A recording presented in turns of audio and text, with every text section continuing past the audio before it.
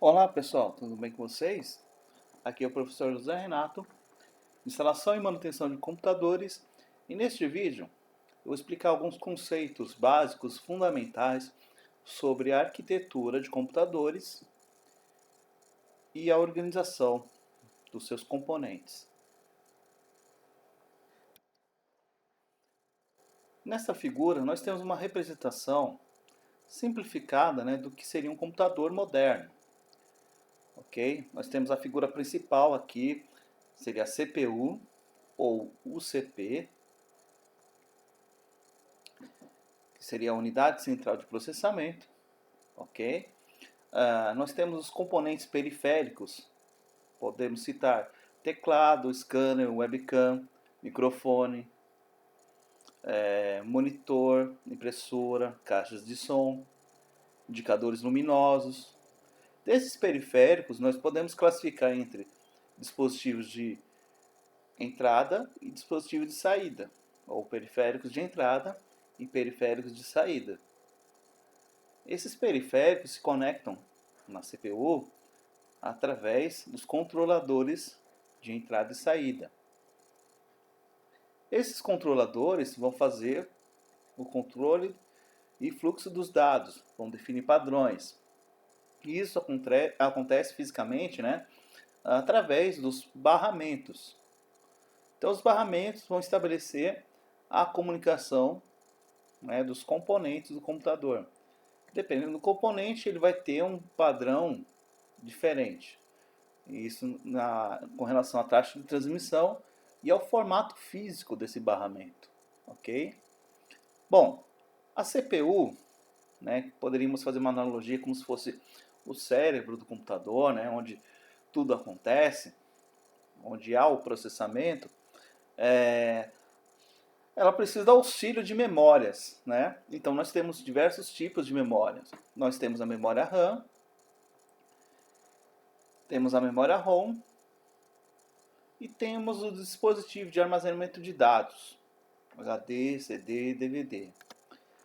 Em um outro momento a gente vai estudar um pouquinho melhor, mais detalhes, sobre os tipos de memória, ok?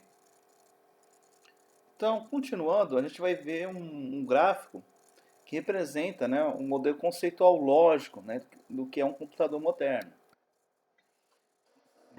A UCP ou CPU, temos a memória principal, temos os controladores de entrada e saída.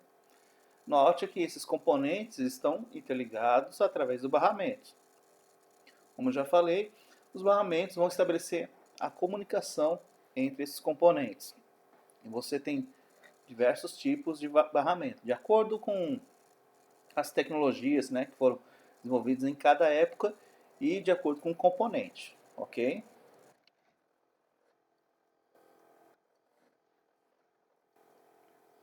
Temos aqui a memória principal, A memória principal se refere ao espaço, que vai ser utilizado, pela CPU para realizar o seu processamento, ok? Então existe uma arquitetura que é baseada nessa memória principal.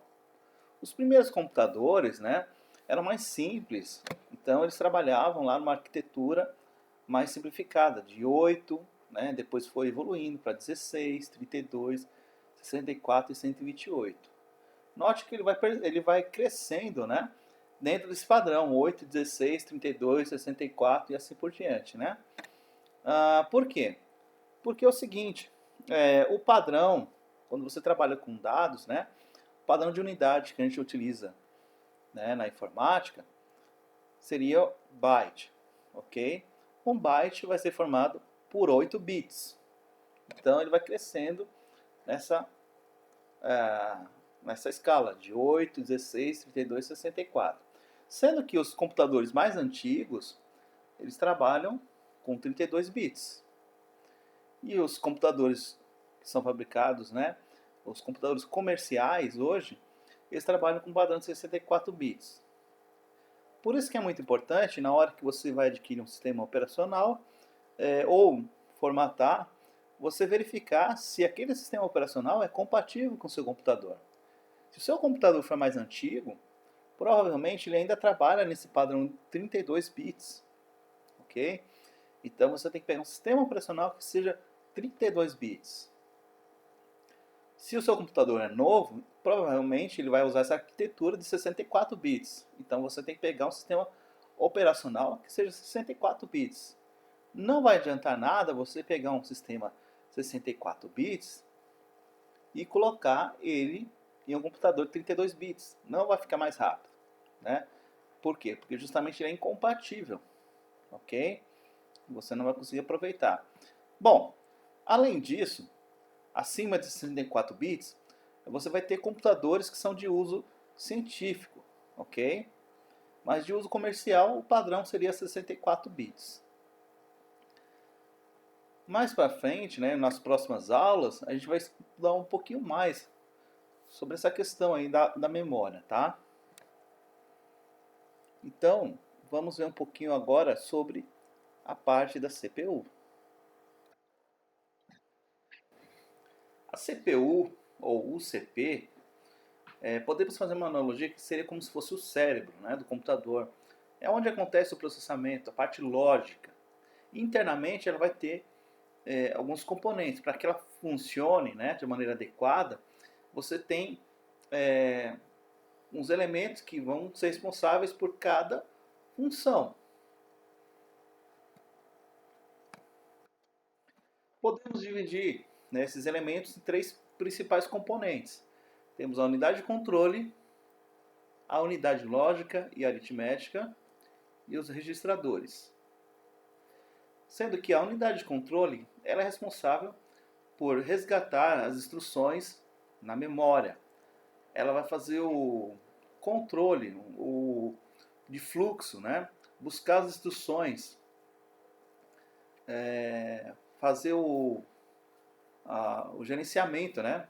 Da transferência de dados do controle de fluxo de dentro para fora, de fora para dentro, né? Justamente quando estiver sendo utilizado a ULA. E a ULA justamente é responsável pela parte lógica aritmética. É o que vai realizar as operações aritméticas e lógicas. É o que vai executar, por exemplo, uma operação de adição, ou utilizar o operador e lógico ou não lógico, ok? Só que para que ela possa fazer isso, ela precisa buscar as instruções que são armazenadas nos registradores, ok?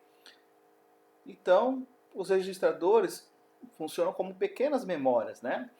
Eles têm um endereçamento, cada registrador ele vai ter um endereçamento, ok? Para que cada informação possa ser resgatada, ela vai ser associada ao registrador que vai ter um endereço, como se fosse, né, um endereçamento de cada registrador. E ele é um componente, né, que ele tem uma certa limitação de espaço, porém ele trabalha em alta velocidade. E o registrador sempre vai fazer referência a outros registradores, né? Bom, mais adiante a gente vai entender um pouquinho melhor sobre um outro componente também muito importante dentro da arquitetura de computadores, que são os controladores. Os controladores, podemos dizer também que seria o sistema de comunicação ou conexão, né? Podemos dizer que são representados pelo barramento, ok? Então é ele que vai conectar os elementos principais, a memória, né, a interface de entrada e saída, ok? Esse sistema de interconexão do barramento, ele segue determinado padrão, né, e vai mudando ao longo da história. Muda também de acordo com o componente.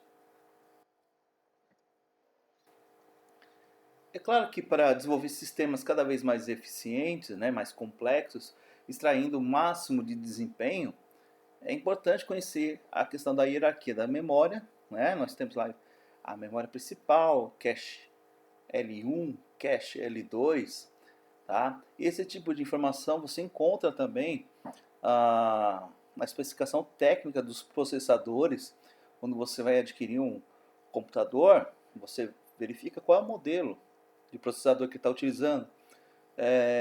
No site fabricante, né, ele tem essa informação, né, do cache L1 e L2.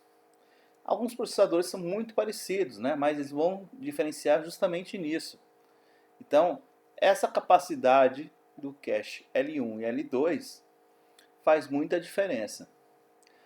Outra questão também que a gente tem que observar, hoje é muito comum você ter processadores que têm mais de um núcleo. Então isso é importante. Dentro do sistema de controle você ter, né, um processo de conexão, né, comunicação que seja moderno. Ok? Então, o programador ou o desenvolvedor que tem conhecimento, né, da arquitetura do processador em si, ele vai tirar vantagens sobre essas arquiteturas que têm multiprocessadores, multinúcleos, né, e vai conseguir extrair o melhor do componente. No caso, quem vai fazer a manutenção também precisa conhecer, né, justamente de como funcionam esses processadores que têm mais de um núcleo. Para conectar, né, o mais de um dispositivo, né, nós utilizamos o barramento. Então, o barramento é o nome que se refere a justamente as linhas de comunicação de dados com endereçamento. Ele vai fazer o controle de fluxo de entrada e saída, inclusive as interrupções. Ok? Bom, por enquanto é isso, tá? Em outras aulas a gente vai estudar um pouquinho mais sobre cada um desses componentes. Vamos começar estudando sobre processadores, como que funciona o processador, tá? Aí mais para frente a gente vai estudar sobre memória, todos os tipos de memória, arquitetura das memórias, né, a utilização dessas memórias, e também vamos estudar sobre os barramentos. Espero que vocês tenham compreendido. Qualquer coisa, tá? Pode postar dúvida, né? Entre em contato comigo. Eu vou procurar responder o mais rápido possível. Até mais.